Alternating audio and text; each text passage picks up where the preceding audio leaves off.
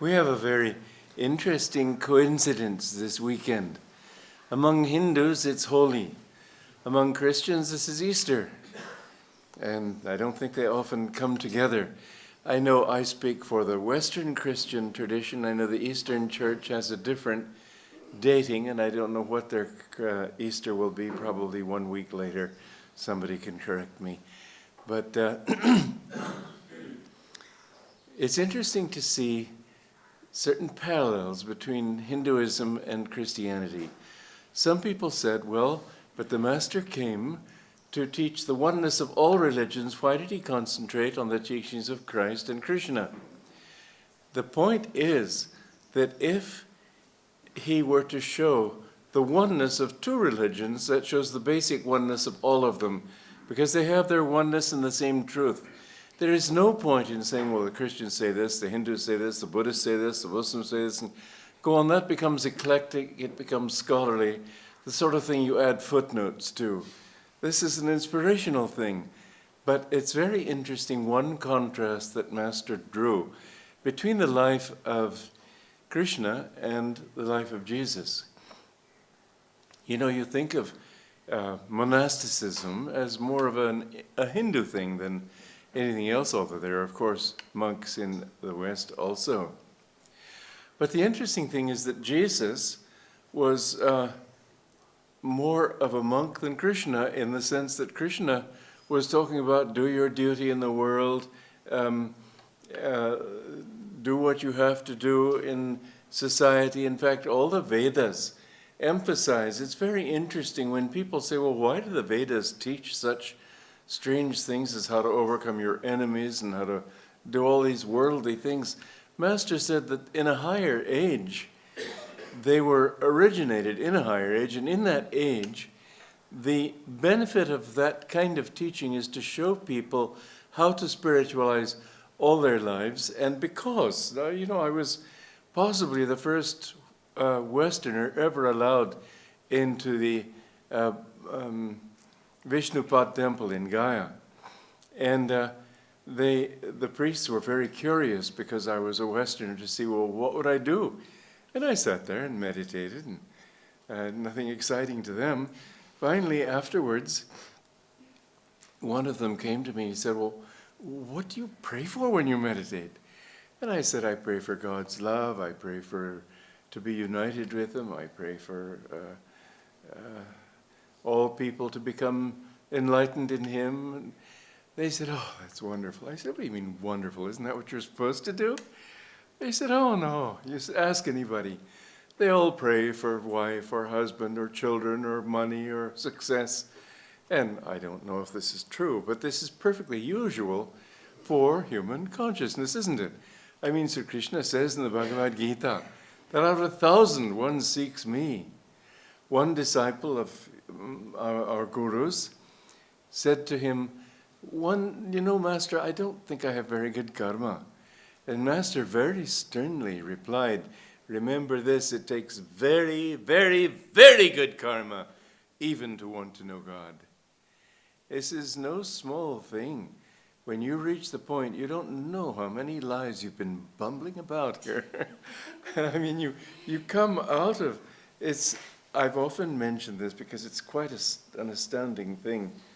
In the Rubata Bomakayam, there is a statement that it's a little complex to explain it or to quote it. Basically what that means is I can't do it. So, however, the meaning of it is, as my guru explained it, when the many souls that come out into manifestation at the beginning of a day of Brahma are still wandering in delusion at the end of that day of Brahma. Now think what a vast period of time that is. Scientists tell us that this world is something like 4 billion years old. And you know, I have a photograph that I took of a spider saying our self-portrait maybe 1 million years ago. We aren't this form. We aren't men or women or human beings even. We're a little tiny germ of consciousness actually centered in our medulla oblongata. And from there, we aren't omnipresent in our body. From there, we see our body, think everything relating to and from that center. But there's another thought that's even more appalling. So we came out into this manifestation at the beginning of the day of Brahma. How many days of Brahma have we been through? This is a long time that people spend wandering around in delusion, trying to find the fulfillment they can only find in one place, in themselves. The dice are loaded. There is no other way to find what you want. Now, Jesus emphasized the monastic side. He was a monk. His disciples were monks. He was very much into that, although he allowed householders as a part of the Christian tradition. The interesting thing is that he was more Hindu than Krishna.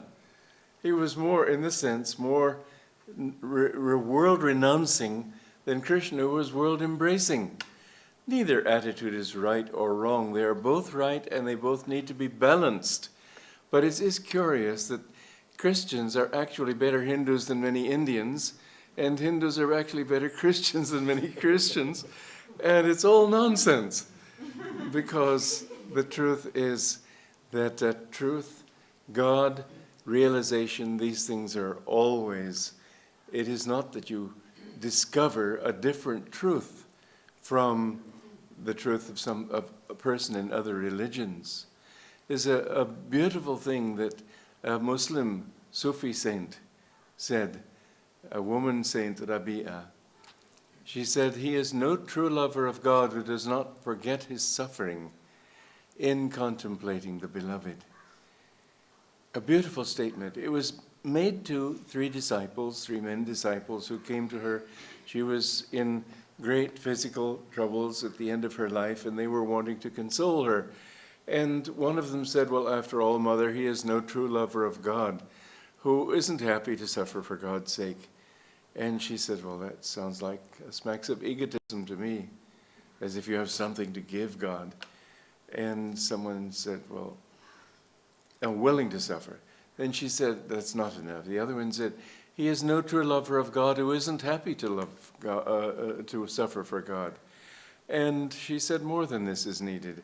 And they said, "Well, Mother, you tell us." And that was when she said, "He is no true lover of God who doesn't forget his suffering." Now, yesterday we had an interesting thing. I didn't even think of it being Easter. We're here in India and it doesn't occur to us. But in fact, we were watching a movie, a beautiful movie, of a Christian saint. It's called The Song of Bernadette. And Bernadette Sobiru was a very simple little girl in the town of Lourdes in southern France near the Pyrenees. And the striking message in that thing, apart from love of God, was a nun who couldn't believe that Bernadette could be saintly, although she had all these visions of the Divine Mother in the form of the Madonna. And this nun finally said, "Please help me, because I have so much envy and jealousy and bitterness towards you, because I see that you have all this grace from God, and I've been starving myself of sleep and going without food and punishing my body and suffering in so many deliberate ways, and still I feel only hatred in my heart. What's wrong with me?" It's a very touching scene, because she says, "Please help me." And Bernadette says, "Well, I'm sorry, I wish I could help you, but I haven't suffered." And she said, "If only you could show me. I need help." Then Bernadette said, "Well, maybe I can help you." So she lifted her gown, and there was a huge tumor on her knee. And they called a doctor, and the doctor said that it's amazing that she doesn't show any sign of pain. because she's got tuberculosis of the bone, which is unspeakably painful. And you see, it isn't that suffering is a sign of spirituality, nor is it a sign of spirituality if you suffer. Many people suffer. My God, how many people suffered in concentration camps? But if you go through suffering, and everybody has to go through suffering, then just don't think about it. She didn't think about it. She never complained. And you know, everybody in this world has to go through something. It's just a part of being human. And there are people with what they call auspicious horoscopes who never seem to have any difficulties. But they're not the ones who can grow spiritually. You need these. You need, to sharpen a knife, you have to hone it. And to sharpen your discrimination, you need hard experiences to toughen you. But the point is, you should not think that in itself is a sign of spirituality. When people give their lives to God, it is a fact that if they have any sense at all, they really want to get out of this Maya. The ego is such a terrible obstacle. This constant reference of everything back to yourself. Somebody sees a beautiful sunset and he's a painter and he thinks, I could paint more beautifully than that. Somebody says something, what do you mean to me? All this, everything referring back to you, everybody thinking, I can do this, I can do that. And you look at people's eyes as you just pass them in the street, and you see out of almost everybody's eyes, there's this I, ahankar. I want this, I want to be this, I want to be a big shot. And it's all a means of keeping you bound to this wheel of karma, of delusion, which can go on forever and forever. Master told a beautiful story. I've told it to some of you before, but it's so beautiful, it's worth repeating.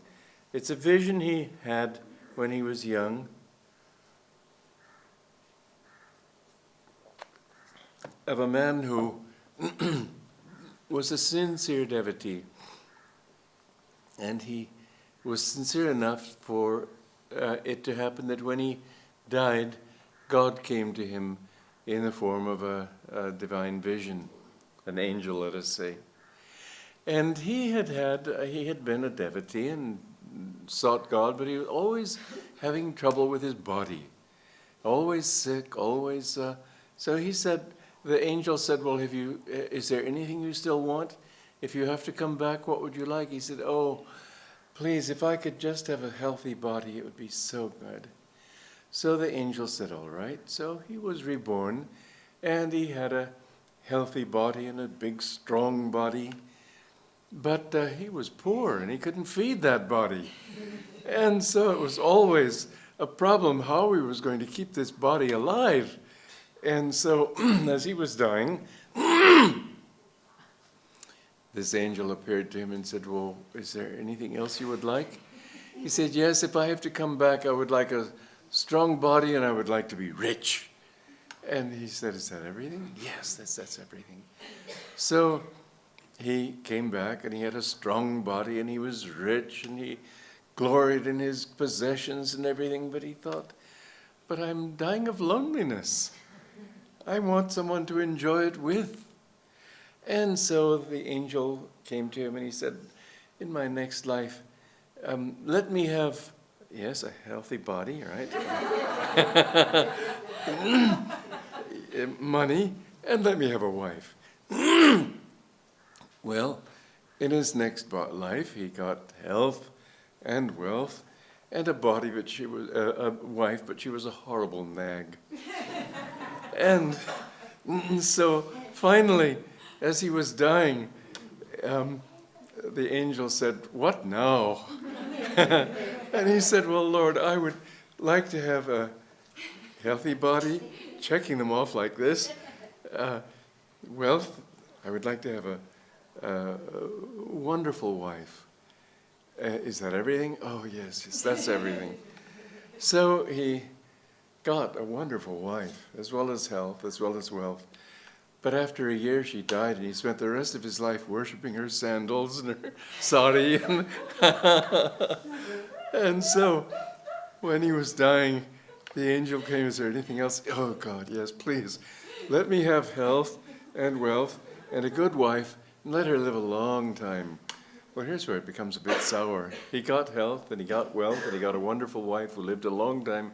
She lived too long. And he fell in love with his attractive secretary when he was an old man. And the secretary was only interested in milking him for his money. And once she got it, she ran away, and he was left with nothing. And finally, when he died, the angel said, "Now, what now?" And he said, "Nothing, Lord, nothing. Everything I try, there's a catch in it." He said, "You take it. Just whatever you give me, there I will be, and I will accept." And this is the attitude of a true saint. That whatever God gives him, he doesn't set conditions, I want it to be this way, or I want it to be that way. But whatever it is, if God is there, you are happy. And you can be in a palace, you can be in a jungle, you can be in a hovel of a peasant, you can be a president of nations, it doesn't matter. You know, everybody has this strange idea that whatever state of whatever state he is in, whether in age or in possession of society or anything, defines him. Nothing defines you. Now, how long? I mean, those were a short few lives, but how many lifetimes? People, there's so many ways of getting caught. So it didn't work this time, but maybe it'll work that way. And man's capacity for getting trapped. His master said that people are so skillful in their ignorance. They have such a wonderful knack of thinking, well, it didn't work this way, but maybe it'll work that way, and maybe it'll work that way. You know, the strange thing is that when people do get out of delusion, there isn't anybody ever who has said, what a disappointment. Everybody has said, this is what it was all about. Finding God was the purpose of it all. Now, both the legends of Krishna as a child, which are the basis of Holi, along with the Spring Festival, and the teachings of Christ and all the suffering, that basically they're both myths, and they're based on a reality that we all need to understand. In the life of Christ, there's been altogether too much concentration in Christianity on sin consciousness. I went into a shop in a little island of Greece years ago, and I saw a picture of the Madonna who had just given birth to Jesus.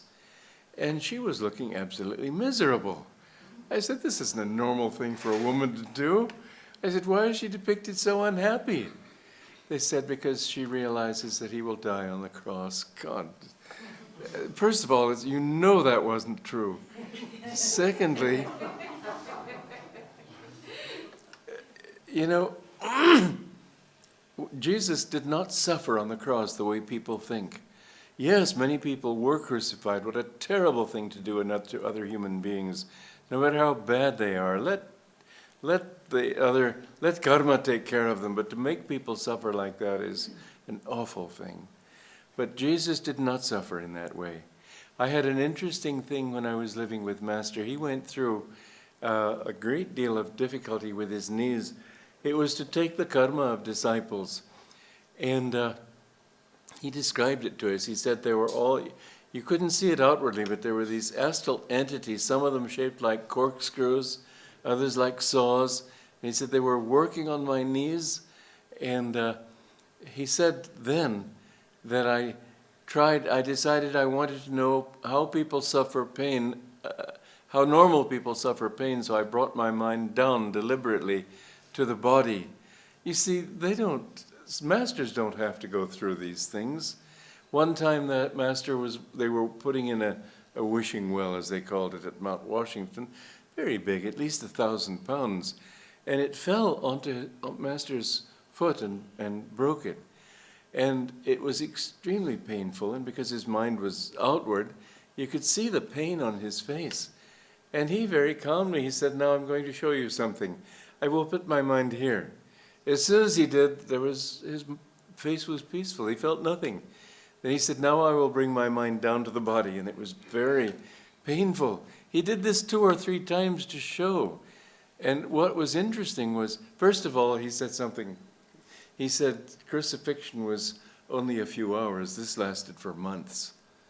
So that's an interesting thought.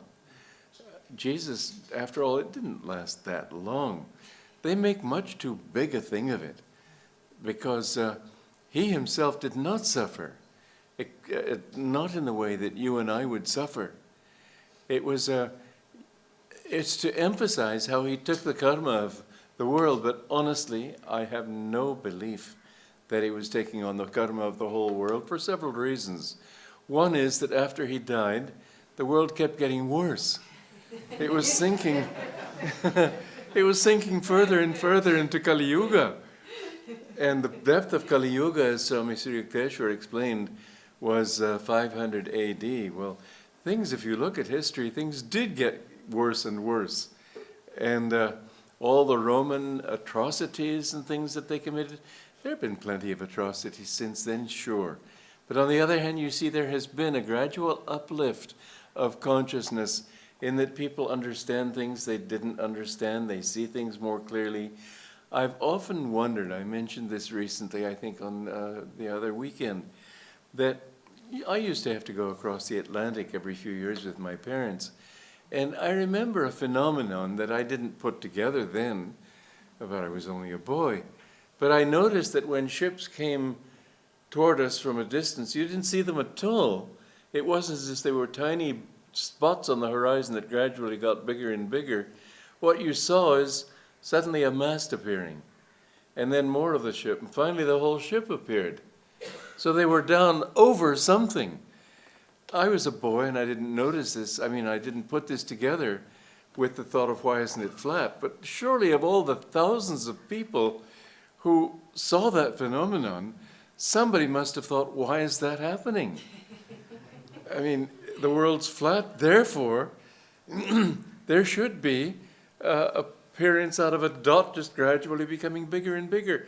Why is it already close enough to be seen, but you can't see it because it's below the sea? That should have shown somebody, but people in that darker age were not capable of putting it together. And nowadays, I'm sure most people think of that, and it seems quite natural to think of it. I remember when I came to the outskirts of New Delhi, back in '61. That was Qutb Minar then.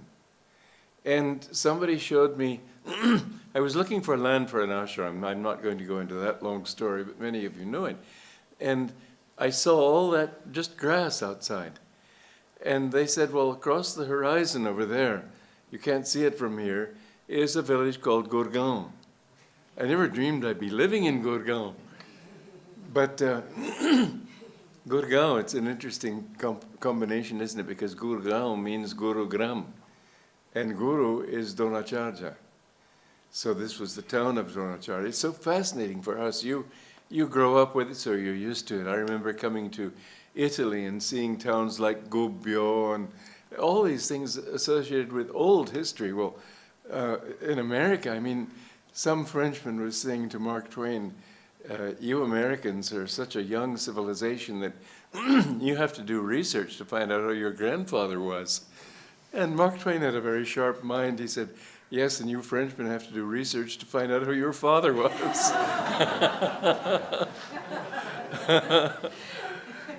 But it is a young culture, and there's a great advantage to that, and that is that when we're in a new age, and so we find it easier to adapt to this new age. Whereas here in India, I remember in 1959, there was a young man who was a businessman, and I suggested to him something that might improve his business. This is sort of the American way of thinking. How can I improve this and this and this?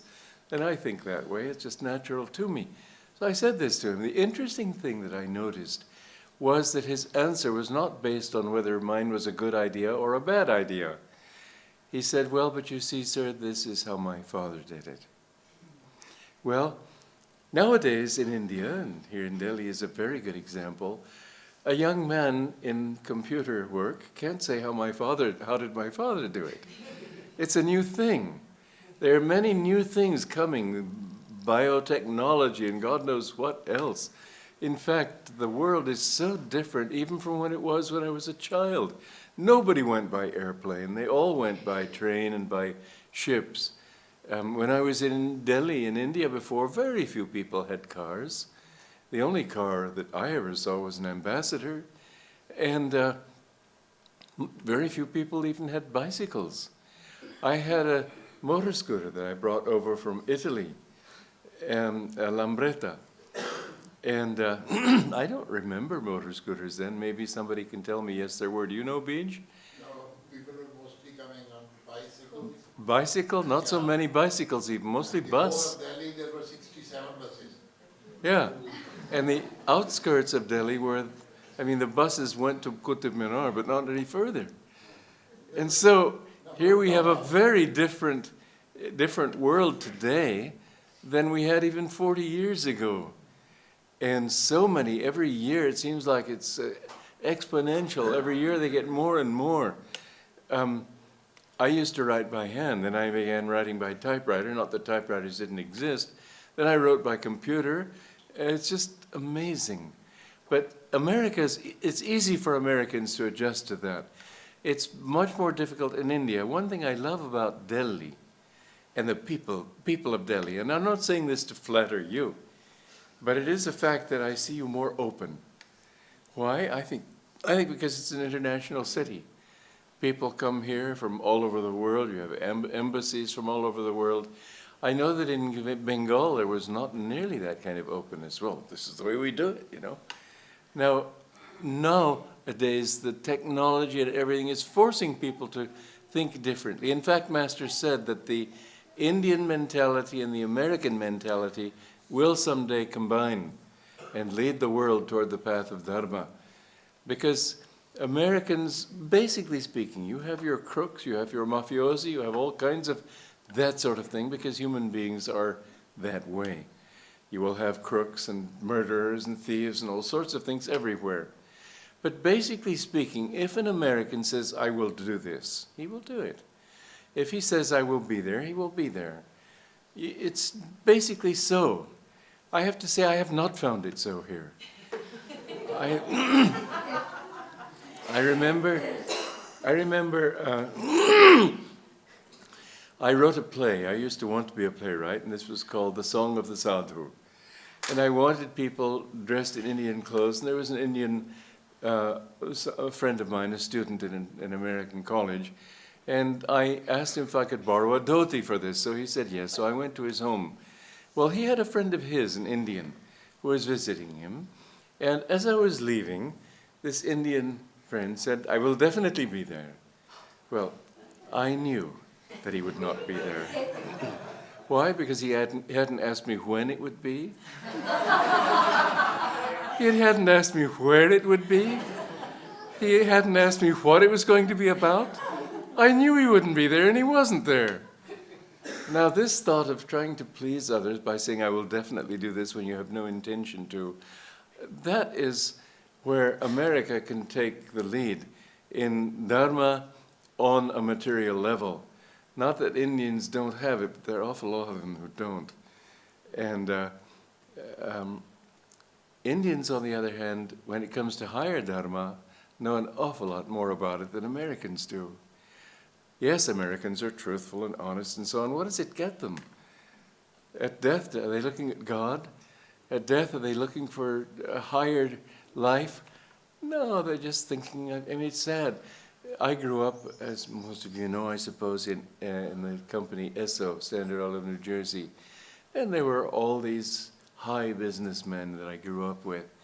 And I noticed that within 2 years of their retirement, they would either go senile or die.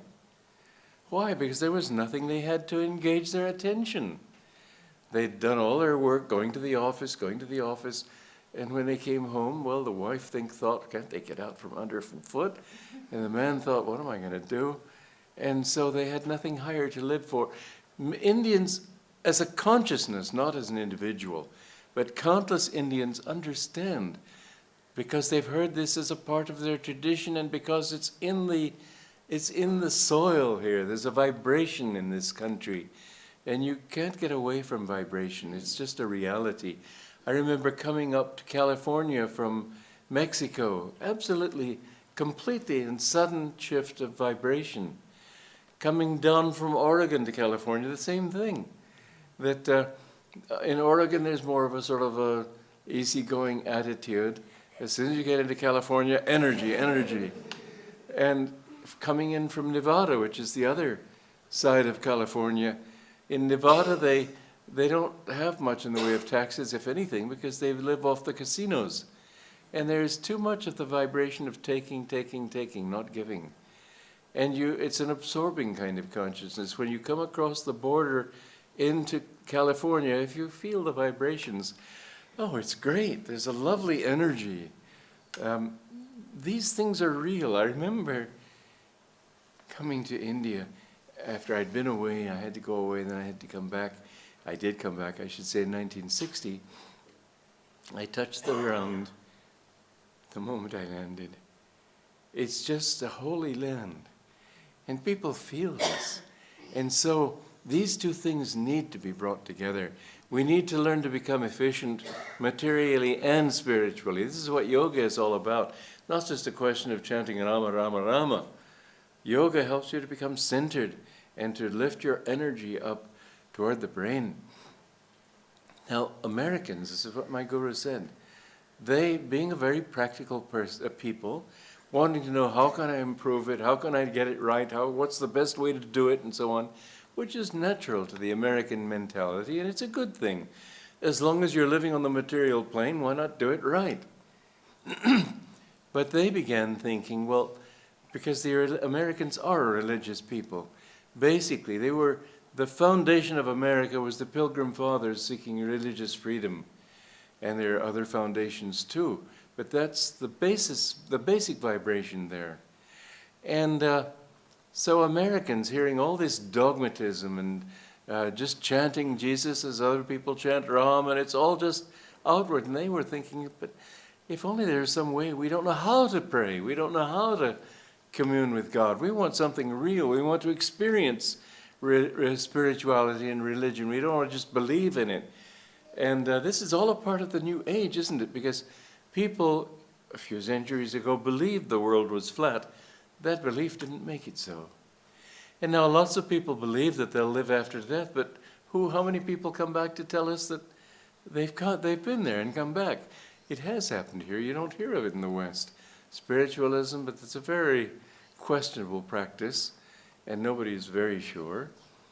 But Americans naturally wanted to say, well, so what's real? We want to experience these things. We want to experience the love that Jesus talked about. We want to experience the peace that passeth all understanding and so on.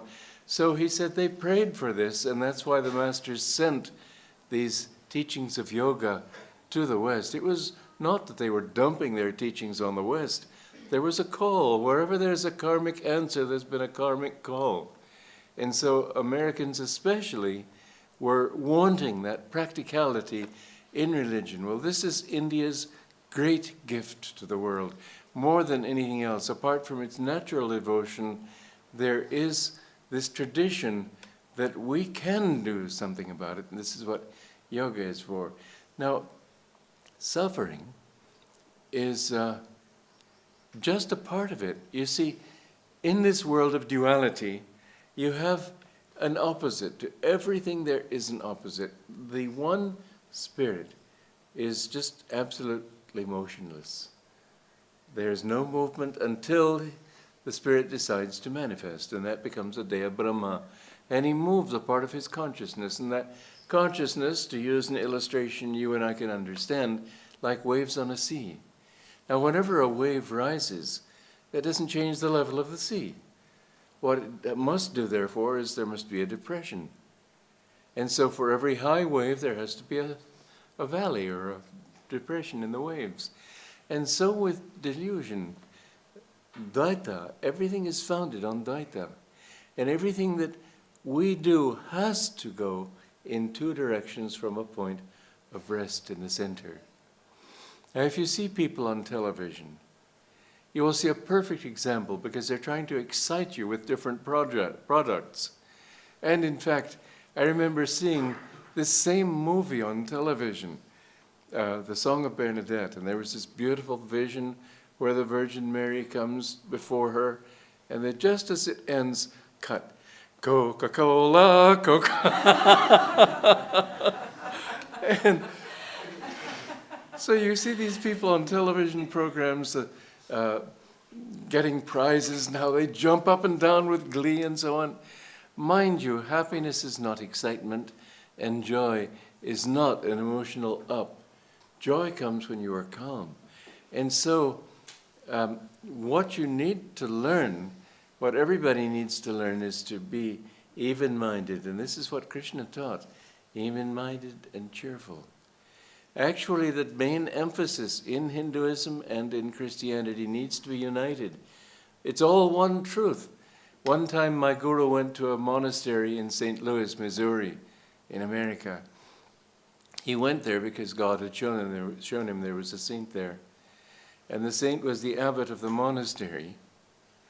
And so, Master came dressed in his orange robe, and all the monks were just twittering and upset because here was this heathen in their midst. And when the abbot came, he just ignored all of them, and he went to the Master and embraced him. He said, "Man of God, I'm happy you've come." The saints recognize each other. They can see that quality, and I have mixed with saints in India, quite a few of them. I've seen some saints in America, fewer of them, but yes. And they're basically the same. This is an interesting thing, because on the one hand, nobody is the same, but they all have a certain similarity. Your ego, this is a fascinating point to consider. Your ego is not something you need to demolish. It's not something you need to get rid of. It's something you need to transmute. But you will never overcome that thought of I. You can't, because you realize in the end that you are infinite. That I, which became your little ego, is infinite. And so the goal of spirituality is to realize that my little ego, your little ego, is just like little pieces of broken glass in the sunlight, each one shining, but it's the sun that gives them their light. And so we, as egos, are really only manifestations of that infinite one. But here is the absolute marvel about it all, that each one remains himself. Having merged yourself in infinity, having become one with infinity and eternity, that little thing that was yourself for a few incarnations, and even a few days of Brahma is a few incarnations compared to eternity. You'll never forget it because it's a part of eternity. It's a part of omniscience. And so you, as you, will never die. As you, as an ego, will never die. But the ego will become infinite, and it doesn't become infinite by becoming bigger and bigger, but by realizing that that infinite one became this little form. And the point that I'm making is that when you pray to Krishna, and you have a vision of Krishna, it isn't the absolute ocean of God manifesting a wave that looks like Krishna. It's that same person who was merged in God, that same little drop that was a part of the whole ocean, comes out to the call of the devotee as he. And so, if a great master comes back into worldly form, he always comes back as the same person, even though he has no ego left in the normal human sense. The few lives that I know of different saints, like of my guru, of Lahiri Mahasaya, of Swami Sri Yukteswar, of Krishna, each one comes back as himself. Yogananda doesn't become a totally different person. Basically, it's the same kind of person. And same with Krishna, same with Lahiri Mahasaya, all of them. So when you go, realize that you don't really give up anything in finding God. You just transform everything into what you've been looking for yourself. you become what you always wanted to be, because there's always this longing in your heart to just be and realize your oneness with anything, with everything. And the thought that comes into the mind that but I'm me, how can I get away from it? My mother, when my little brother was 3 years old, his name was Bob, he said, my mother said to him something about my something or other.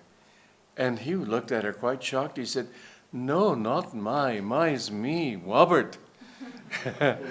He didn't understand that the pronoun my referred not just to him, but to everybody.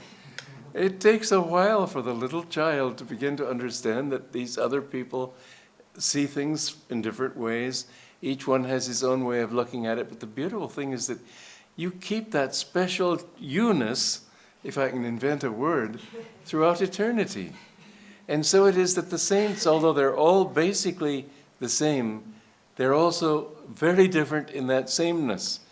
It's the reality of infinity is beyond human imagination. It's just incredible that this universe, which is so huge. I remember back when I was a boy, people didn't know how many galaxies there are. They thought maybe 2 or 3. Now we know there are something like 200 billion. And even that is perhaps not even telling you. I mean, after a certain point, who's counting? And each of those galaxies with who knows how many millions, hundreds of millions of suns with beings on them, where this little mud ball we live on is by no means unique. I said to my guru one time that the souls that are here now, as we advance towards Satya Yoga, will they be here in Satya Yoga? He said, oh no, there are many planets to go to. You don't get out of it that quickly. You go to where you are attracted. And so those who are attracted to a Satya Yoga planet will go to a Satya Yoga planet. But it will be according to you. He said, when there was that flap in 1949 about flying saucers, UFOs, and so on, he said quite casually, yes, it's true. Many people visit from here, and they don't. Astronomers will tell you it's not possible. The nearest star is 4 light years away from our sun. To travel at the speed of light is not possible. To get a material object to go move from here to there, it would take much more than 1 lifetime. That's the nearest star. It's impossible. But in fact, there are just other ways of traveling. And there is. You can go from distant galaxies to this galaxy. There's just many things that science hasn't discovered yet. Even in the fact that space is curved, instead of going this way, you can go this way.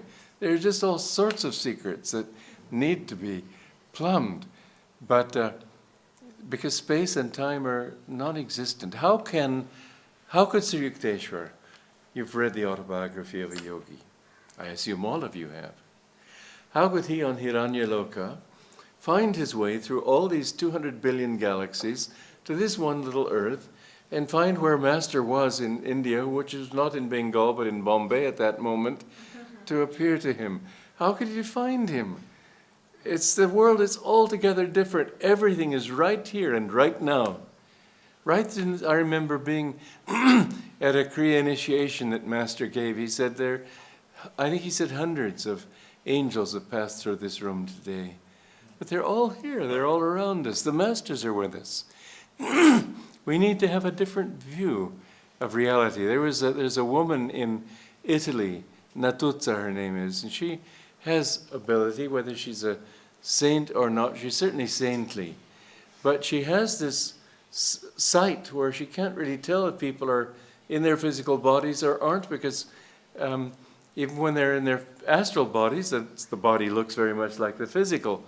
And sometimes when people come and knock on her door, she says, are you living or dead? And it's interesting, she lives south of a town called Parvati. Anyway, that's totally coincidental, I'm sure. But the point is that we must accept that if we're seeking God, I had a bad fall a few months ago, and fortunately I I could have broken my neck, I didn't. I could have had a stroke, I didn't. I could have put an eye out, I didn't. All I got was a good neck adjustment. But my eye was all swollen and shut, and it was a big wound here. I was bleeding all over the carpet. I was concerned because we just bought that carpet. So. But anyway, a man came from Delhi to sew it up properly, and he says, everybody says, why me? And I said, I never say that. That's the normal thing people say, why me? Well, for God's sakes, look around you. You know that story of Buddha, when this woman asked him to bless her son that he had just died, and she wanted him to bring him back to life. Buddha said, all right, I will pray, or whatever. I don't know if he said that. So the woman was just leaving. When he stopped her at the door, he said, by the way, oh no, he said, get me some neem oil. When she reached the door, he said, oh, by the way, you must get it from a home that has not seen death. And she came back after a week. She said she hadn't found any home that had not seen death. Everybody has to die. There is suffering in this world.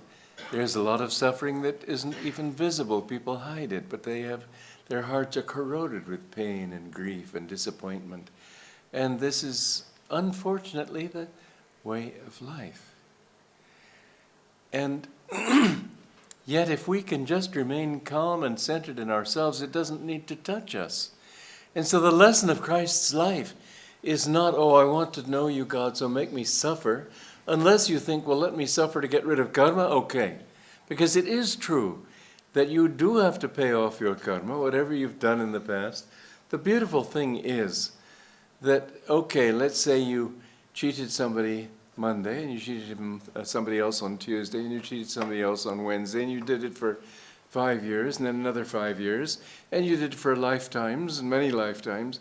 Do you have to pay off each single one? No. That's not what it is.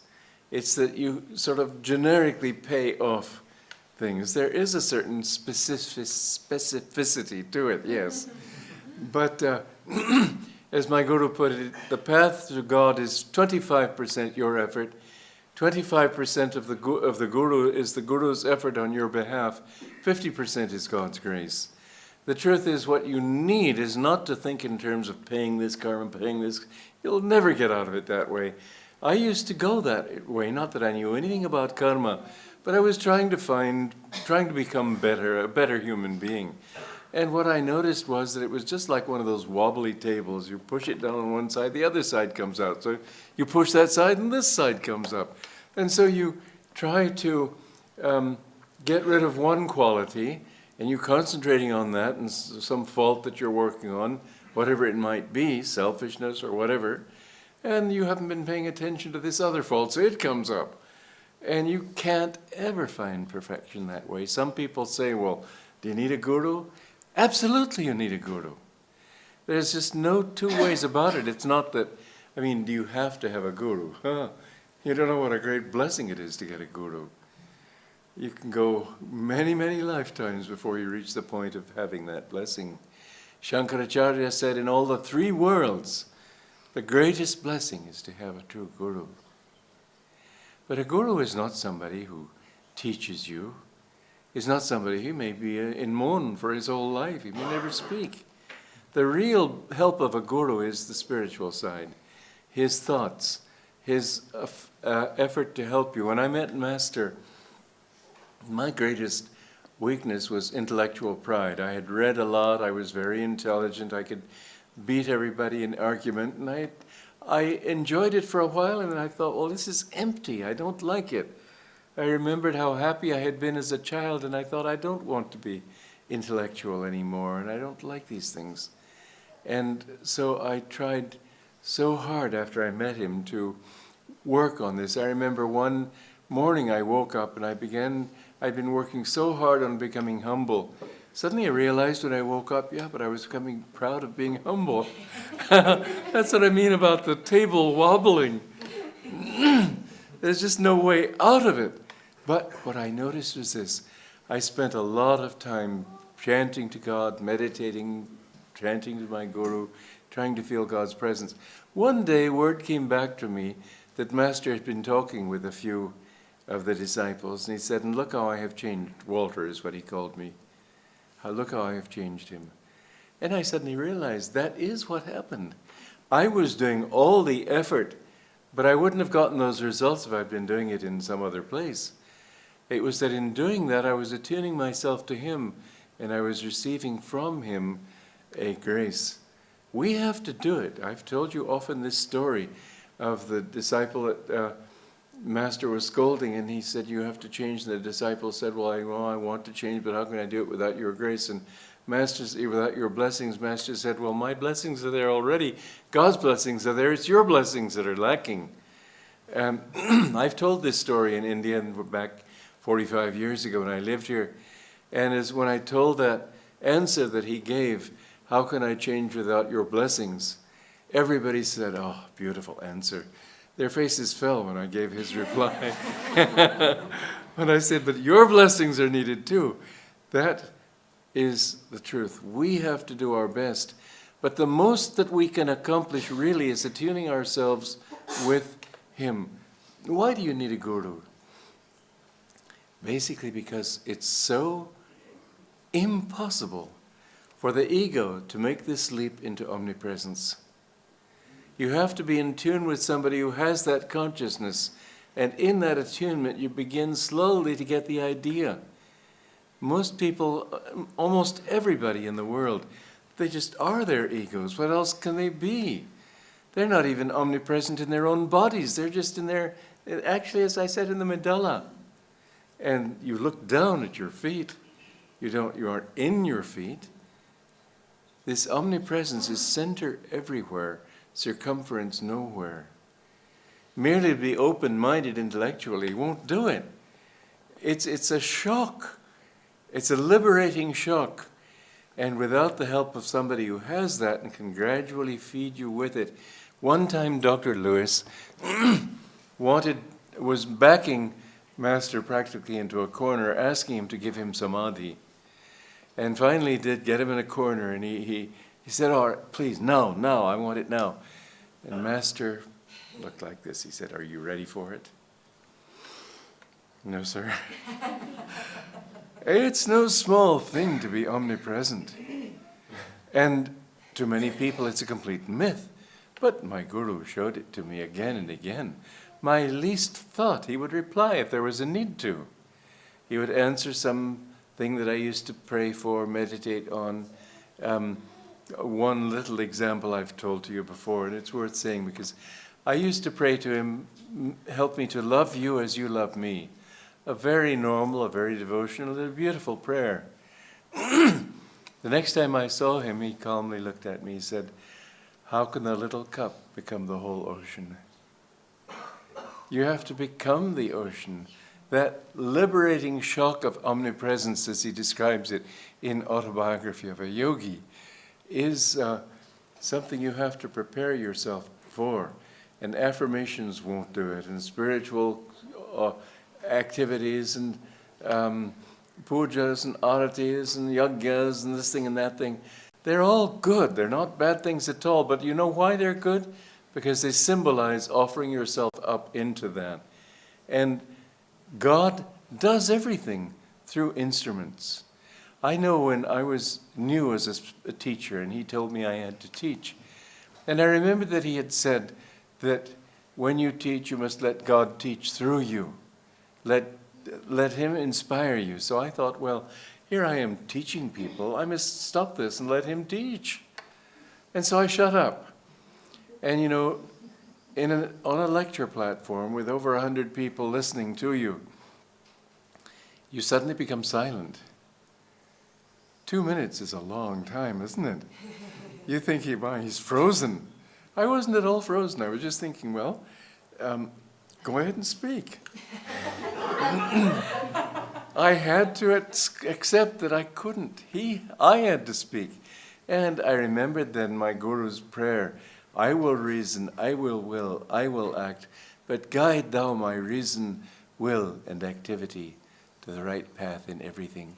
So we need to be his instruments. We need to bring him into manifestation.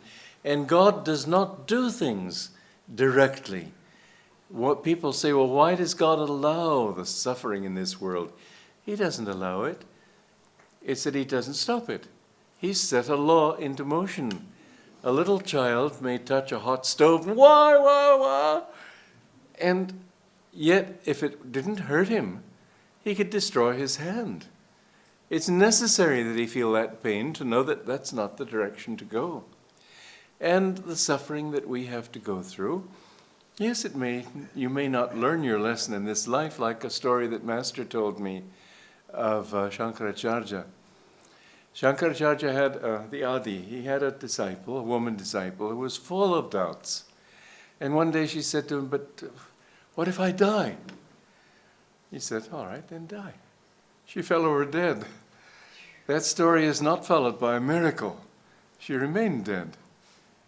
Now you may think that's a pretty drastic lesson, but you know the ego remembers these things. Death and life mean nothing to the masters. What matters is you as an individual have gone on for countless billions of years, and in fact, you are as old as God. And in God there is no time. You're not old at all. When you get old and tired like me, and I'm tired sometimes, it's a bother carrying around a body like this. I tell myself, well, I'm eternal. If I were to come back in another body, which I don't want to do, I'd be full of energy again as I was as a child. Why go through it? But whether you're tired, whether you're energized, whether you're sick or well or anything, it's always the same. Just live in that eternal now. And don't allow your present difficulties to affect you. This is what suffering is really for spiritually. Yes, it helps to pay past karmas and all of that, but the main thing is to help you to realize that you are neither joy nor pain. Just be even-minded at all times. I've given you this example, and it's a very good one. Years ago, about 3-4 years ago in Italy, it was on a New Year's banquet, and I bit into something very hard, and I broke off a tooth.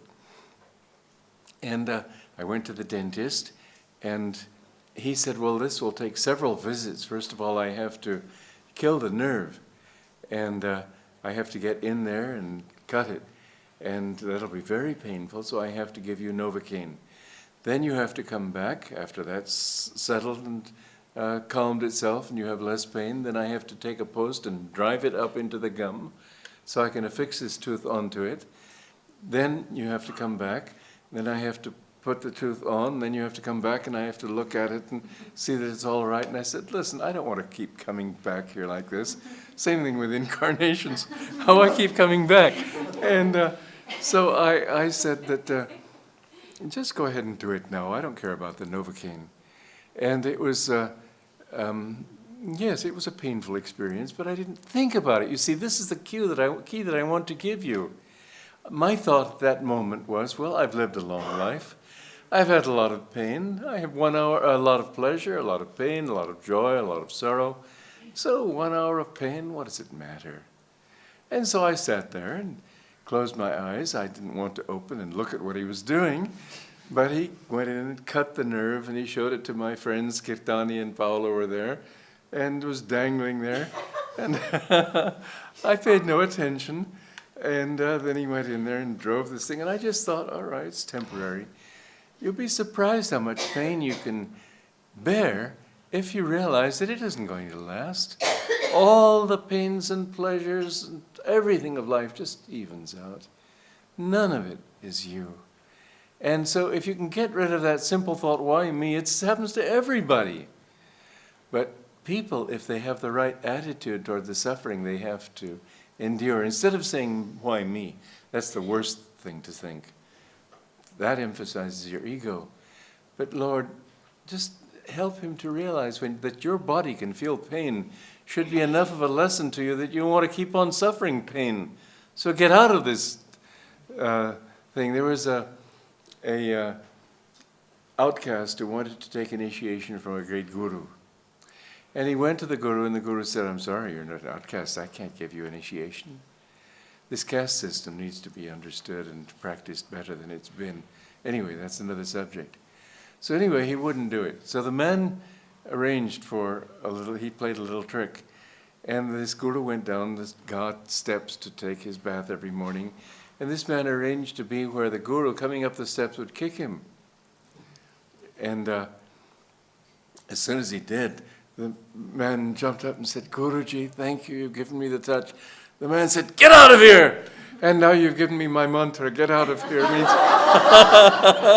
get out of Maya. And it's a beautiful story. How true it is, I don't know. But it's a beautiful story. The thing is, though, that God doesn't do anything except through instruments. Everything that comes to you in one way or a way, yes, your karma is an instrument, but everything you can accomplish comes through instruments. You can't make India a better country if you just say, well, they'll do it. As there's an expression in America, let George do it. Never have that thought. I will do it. And don't think, however, that you can ever make India perfect. Because perfection doesn't exist in this world. You can't find it. And so understand that the real thing to make perfect is yourself. And to help other people is a part of the schooling. You know, you don't try to make a school perfect. You try to give knowledge and understanding and education to the children. But the school is there for grade after grade after grade. You don't try to make the world perfect, except that it's a part of the lessons to make things better. And it's a good thing to try, but don't think that it'll ever be anything but just a lump of earth. You need to understand that the whole story of life, there isn't any other, is to find out who you are. That's all it is. Who are you? You aren't this body, you aren't this ego, you aren't your aches and pains, you aren't your desires for this and your desires for that, your wish to avoid this and get rid of that. No. You are He. You have to understand that behind this ego, there is your true self watching all the things that you are going through. And when you have that taste of divine consciousness, all of a sudden, you remember all your lives that you've been seeking in the wrong direction, seeking with not quite enough ardor yet, seeking in making mistakes and learning from them. Don't criticize people for what they are. They're just learning. You don't criticize a first grader for not knowing trigonometry. He has to come up to that point. When you see somebody who is evil or selfish or greedy or hurtful or whatever it might be, don't judge. You know, I had a wonderful experience when I went to Assisi the first time. This was back in 1960. And I got to go to the Portiuncola. Some friends took me up there. And I think it was 60, it may have been 72, but that doesn't matter. I meditated there, and I felt the presence of St. Francis. Each saint that you meditate on, when you feel his presence, it's he, it's not somebody else. It's very much he. And I remember how surprised I was at the incredible sweetness. I just prayed, how is it possible for a human being to be so sweet? And I got the answer by never judging, by being a child and accepting all as your brothers and sisters, but above all, by accepting everybody and not judging anybody. They're all in this same mess together. They're all traveling the same path, and some are behind you and some are ahead of you. And if you're on a freeway, and I don't know if they even exist in India, but in America you just go on and no traffic lights, no impediments, nothing. And you see a clump of cars and you work your way to get to the front of this clump, and then you find yourself at the back of another clump. And there's no end to it. It just goes on and on. You need to understand, don't compare yourself to others. You are already that. That's the amazing thing. You have always been that. You've never been anything else. The only thing that keeps us from understanding that is that we think, yeah, but first this, and your mind goes, I've told you that story, and it's a delightful one, of this boot camp, as they called it, for the people first being inducted into the army during the Second World War. And there was a young soldier there, young man who kept going around picking up pieces of paper, and this isn't it, this isn't it. And he kept doing this, and they finally thought, well, we'd better send him to the camp psychiatrist.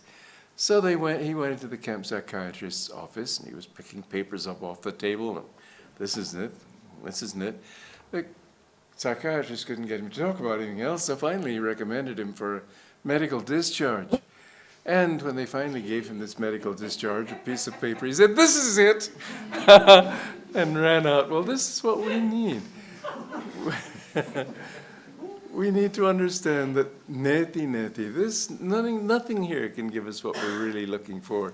But if we keep in mind that eternal truth, which is always ours, that is who you are.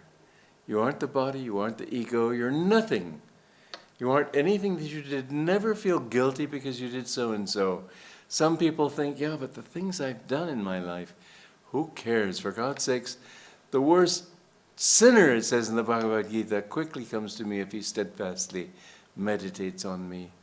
And Sri Yukteswar said, the past lives of all men, that includes Krishna and Jesus Christ and all masters, are dark with many shames. And if they got out of it, and who knows when, they may have gotten out of it another day of Brahma. But mind you, God does not create a puppet and say, God. He comes through liberated souls that have gone through this whole thing and know the ropes because they've tried it all themselves. I met some woman, and everybody said she was the Divine Mother herself. Well, that's not so. It doesn't happen that way. The Divine Mother, she may have felt her unity with the Divine Mother. That's different. But this same saint, whom everybody was saying that she's never lived before, said to a friend of mine, we've been together in other lives. That's not possible. You don't find divine incarnations that are God himself set as a puppet on this world. That's the mistake people make with Jesus also. He is God. That's not so. He had to go through it. This in the book of Revelation, it says, those who overcome will I make a pillar in the temple of my God, even as I also overcame. I forget the exact thing. But he who overcometh, even as I too overcame. He is saying outright that he had to go through those things. That's how we learn. It wouldn't be fair to God, of God, to do this to us. A guru, a true guru, is one who's been through it all. He understands all these things. And I was so amazed at how Master understood the ropes. Everything, every little justification, everything.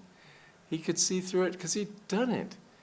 Not only he could read your mind because he was in you, but it's always God who comes. But that form you must always see as God, not the person. One time, one of my brother disciples, Norman, his name was, wrote Master saying a note, because he was puzzling over this, and so it was sort of written as a statement, but it was still a puzzle in his mind. How can it be? He was saying, when I look at you, I see the Divine Mother. And Master didn't in a humble way say, oh, no, you know. He didn't do that. He said, then behave accordingly. He was one with that.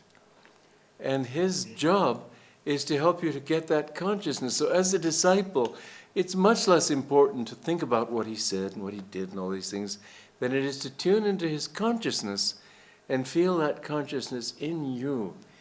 One time, Boon, a fellow disciple who fell from the path, I'll tell you another thing about that. He warned Boon, Master warned Boon, if you leave this path now, it will take you another, what did he say? I think 200 lifetimes to come back to where you are right now. Terrible. I mean, think of having to wait 200 lives, go through, I mean, each life lasting how many years? Time doesn't exist, but when you're going through time, it's time. It's pretty real. If only he'd listened. But he said to me one time that, well, I have to develop my will. I don't want to just give my will over to him. And Master, when I said that, he said, Gun said, I believe in free will. Master said, you're not free. He's not free. He's doing what he wants. That's his ego. He said, Sister Gyanamata, used to run up and down doing what I said, and they used to say to her, "Why do you just do what he says? Use your own will." And she said, "Well, don't you think I'm a little too old to change?"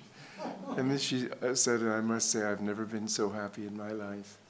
I can say that because it's a very interesting thing. One time, Rajarshi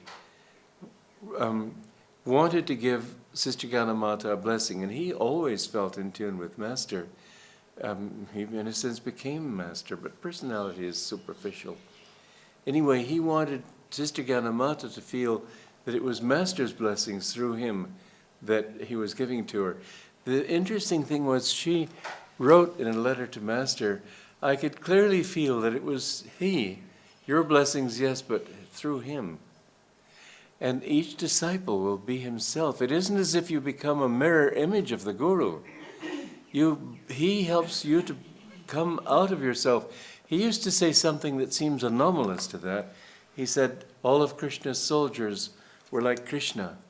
Well, in one way, there is, yes, a similarity. But in another way, it is always the same thing, each one in a different way. And I look at the different disciples, and I see that none of them are just mirror images. And the more they try to be, the less they succeed. You must understand that attunement with the Guru is trying to take his consciousness into what you're doing and not just be an automaton imitating anybody. But try to feel. I've always, through all these years, and that's how I was able to write Conversations with Yogananda, I would meditate on his words. I'd meditate on the gestures. I'd meditate on the tone of voice. It isn't that I used to love Anandamayi Ma, but that doesn't mean that I became a woman. I'm a man. I had a singing teacher, and she taught me singing when I was 18. And she said that the voice is the only instrument you can't see, so the only way I can teach you is if you listen and then imitate my voice and then try to get the same tone. And again and again, she would say, not yet, again. After about 6 months, she finally stopped me in the middle of a song. She said, that note, that was the right placement. The placement of your voice, which they don't teach in India, but it's a very good thing to know. The placement of your voice is very important because it projects it that way. I've listened to famous singers like Shubhala Lakshmi, and she does not know how to place her voice. It would help her if she did. Not to become operatic, just to bring the whole tone out properly. This is an aspect I don't want to get into. What I want to say is that when I learned to place my voice as she was telling me to do, imitating her voice, it's not that I developed her voice. I sang in my way, not in her way. I had a man's voice, not a woman's voice. But in every way, it was a different thing. I'm a different instrument. So don't think that by surrendering to a guru, you're giving up your own self. His purpose is to, look at a stained glass window. Before the sun comes up, all the colors seem gray. As soon as the sun is up, each color takes on brightness. And the same sunlight looks red through one, blue through another, green through another, different shades and so on. This is what happens when the Guru comes into you. He enlivens you. It isn't that you become an automaton and a mere reflection of him. That's not the purpose of it.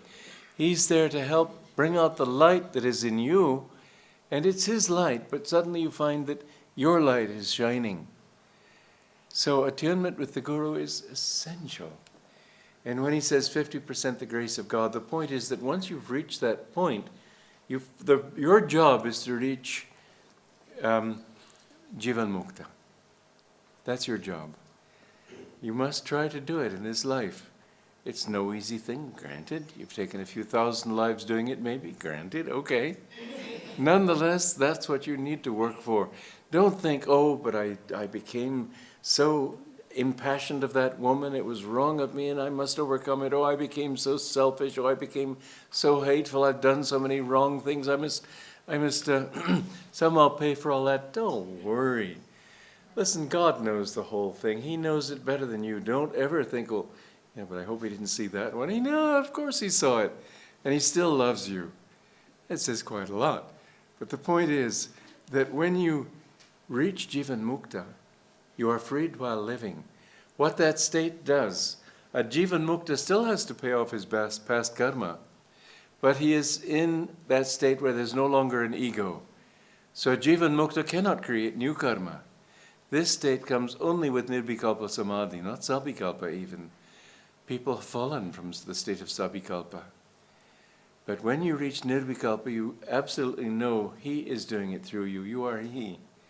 Then, that doesn't mean you're out of it yet. Even such great saints as Anandamayi Ma still had past karma, according to my guru. They were freed, they were Jivan Muktas. They weren't avatars.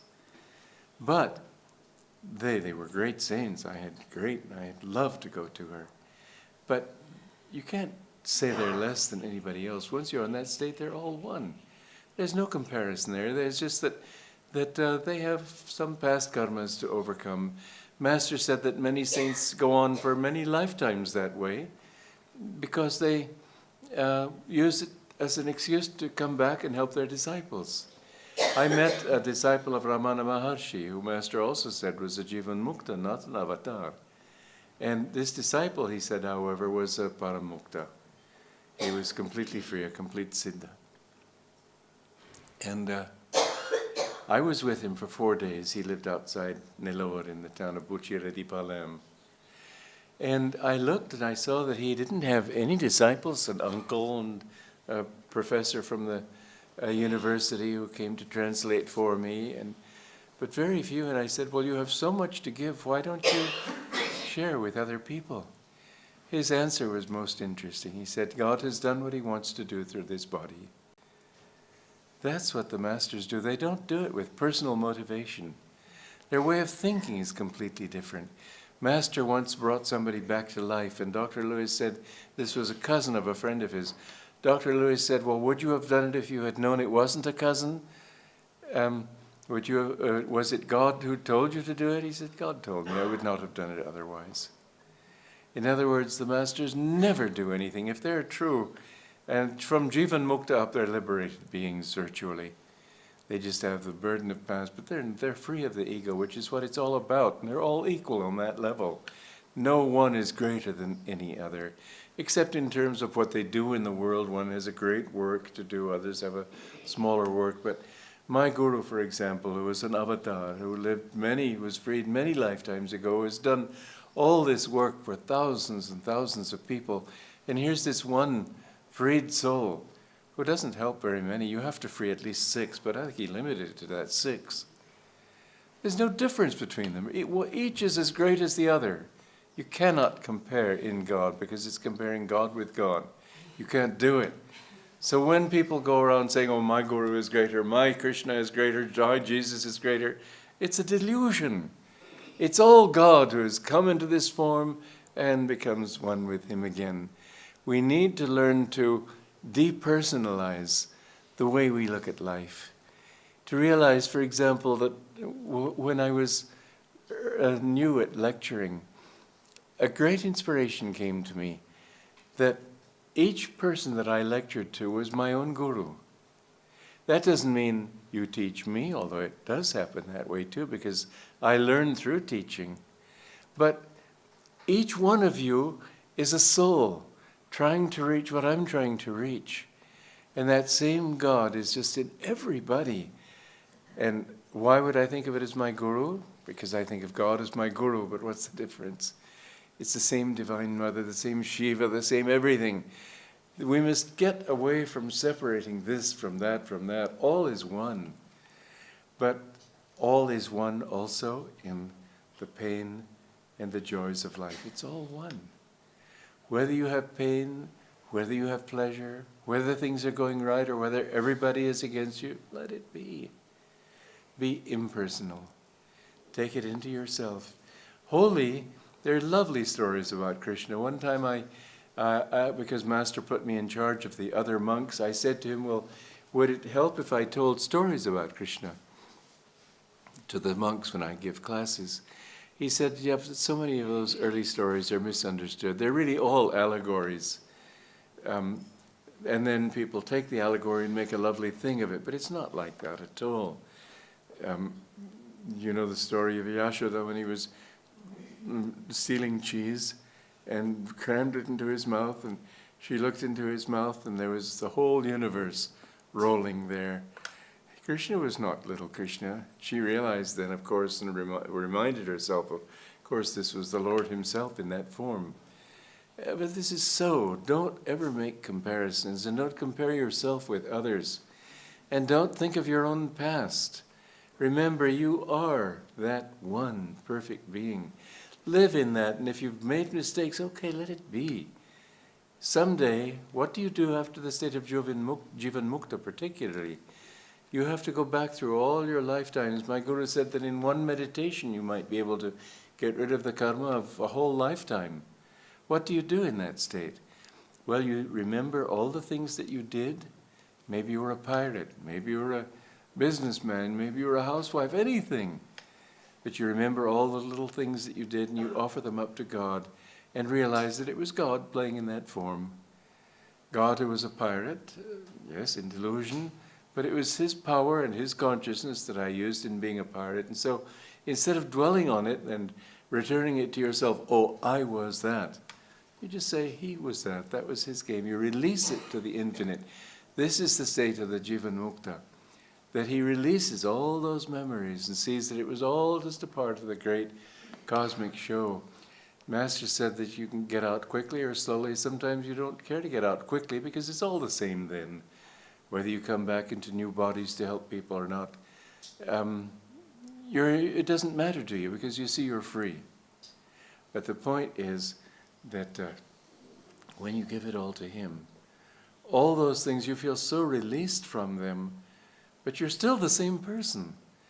And all those things that you did wrong, you see that it was God who did them through you. And that was because of your mistake. But whose mistake was it? He dreamed this whole show. It's just, you know, when I was writing The Peace Treaty, this is a play that I've written that many of you know, I had to write villains into the play, and I had to think like a villain. And it was actually quite fun. Yeah, these people who were thinking, somebody was trying to create a peace treaty that would bring peace to this world, and the rulers of different nations were thinking, yes, it's a good idea, but what about this for me? What about that for me? And each one trying to think, yes, but he wanted to save something for himself, and the whole thing crumbled.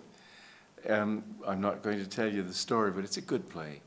Anyway, while I was writing their villainous parts, I couldn't give bad arguments that everybody could see through.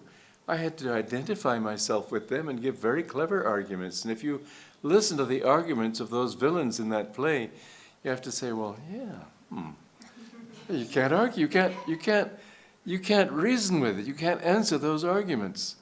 In their own context, they work. Well, that's how God does, because he works through you, and he's not using you as a puppet. And so he works very reasonably through you.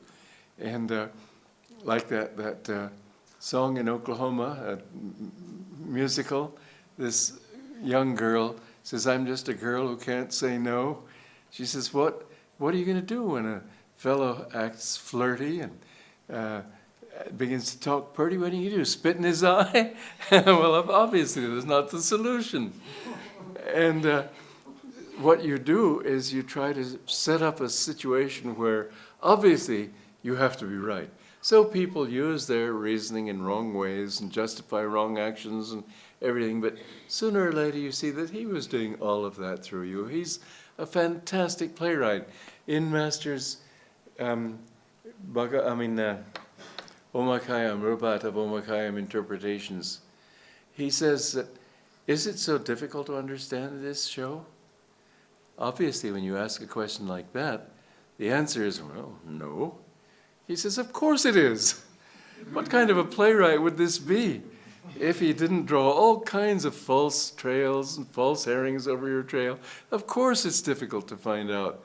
But once you've gotten out of it and you see what a trick he played on you, nobody has said, oh, you're pretty tough, aren't you? Shouldn't have done that. You're mean. Nobody does that. Everybody says it's the most wonderful drama that could possibly be. And as many people as are in this world today, probably as many lives you have lived. Who knows? Who cares? Get to him. You won't find it any other way. And so accept pain, accept suffering. Just thank God in the sense that it's yours, not mine. And if you do well, you did it, God, I didn't do it. You'll see that so much freedom comes in this.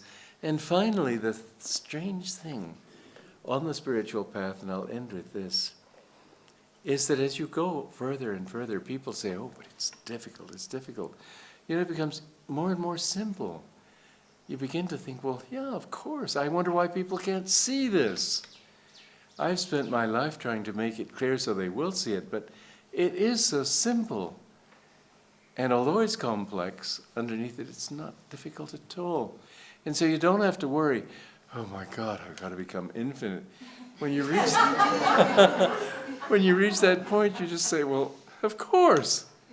There's no other answer. It is that. It's so simple. Just make it simple. Don't make it complex. Okay, well, I've been at this for a while here. God bless you. It's so nice to see you. I was going to give you a chance to ask questions, but it's too late now. So if you want to ask questions, what? Let's have one song. It's peace. You want to come up, you singers? You know, I didn't write music when I was here before, but when I came back to India, won't you all want to get up so you can sing? When I came back to India, I had written over 400 pieces of music, and I didn't know whether Indians would like my music, because it's not my music, but the music I had written that had come through me. But I didn't know, and I was a little afraid that they wouldn't like it, because it's so different from Indian kind of music. I've been very pleased that they do like it, and music is a universal language. So anyway, I'll sing with them, and we'll sing a song. This song is one that I wrote. I intended it to be a part of a story that I had written when I was a boy, and I meant the song to be funny, because the inspiration for the story was a program announcing a singer. His most famous song was called Melody on A, and I saw this as a misprint. It should be melody in A, meaning in the key of A, but melody on A means one note. And I thought, well, that's subject for humor, to have a melody all on one note. So when I started to write this song, I thought again of doing something funny, but the song had its own life. You see, what you do, you don't do yourself. He does through you. The song had its own message to give. And so what came through was absolutely different from what I expected. And in fact, the interesting thing is that it's one of the songs people like the best of the ones that I've written, but don't expect a melody.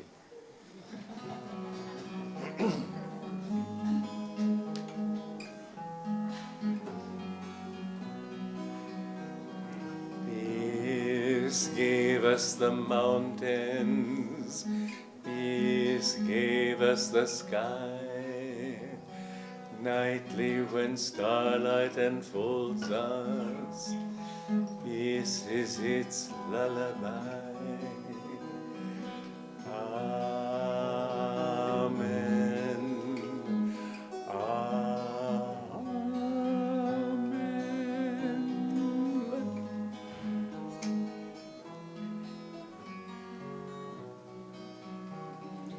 Peace gave us the morning, peace gave us the sun, bird songs that call us to welcome, day and fresh labors begun. Amen.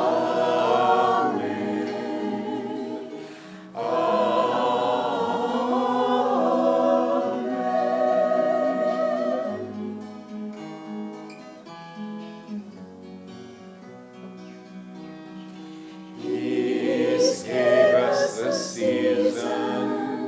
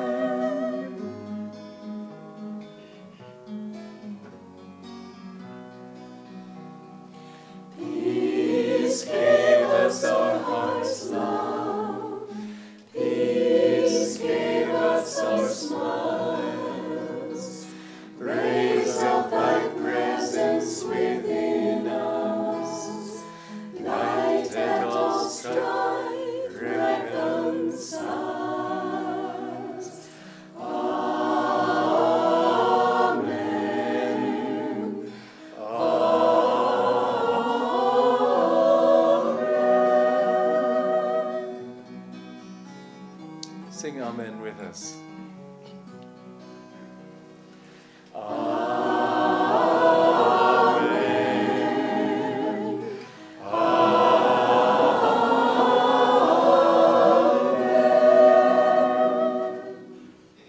Thank you all. Happy Holi, happy Easter, happy everything.